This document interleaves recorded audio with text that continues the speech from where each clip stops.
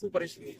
નવી ધરતી બોલવાડની અંદર જીવન ભારતી સ્કૂલના ગ્રાઉન્ડના અંદર એક કૂવો આવેલો છે. એમાં લાશ પડેલીનો કોલ મળેલો હતો. અમે આવીને મારા સ્ટાફે બીએસએટ ફેરીને બોડીને કૂવામાંથી બહાર કાઢ્યું.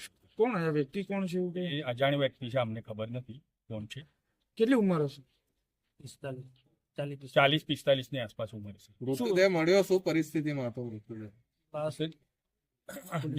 ડિસ્પોઝલ થઈ ગયેલો હતો. બધા કીડા પડેલા હતા. કેટલા દિવસ પહેલાનું પડ્યો છે એવું?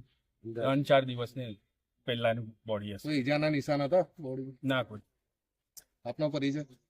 દાડિયા બદામડીબાગ ફાયર સ્ટેશન, વિશાલ શિંદે, જમાદાર, સ્ટાફ સાથે. પ્રદીપભાઈ દયાળભાઈ પરમાર છે એમનું નામ. ઉંમર આશરે 55 છે. એ 2 થી 3 દિવસ અગાઉ ઘરેથી ગુમ થઈ ગયેલા છે અને અત્યારે સ્થાનિક લોકોને ચર્ચાને દુર્ગંધ આવવાના કારણે ખબર પડી કે આવા કંઈક વોટર હાર્વેસ્ટિંગ સિસ્ટમની અંદર એમને પડી ગયા છે. હવે કેવી રીતે પડ્યા છે, શું છે, એ બધો તપાસમાં વિષય છે.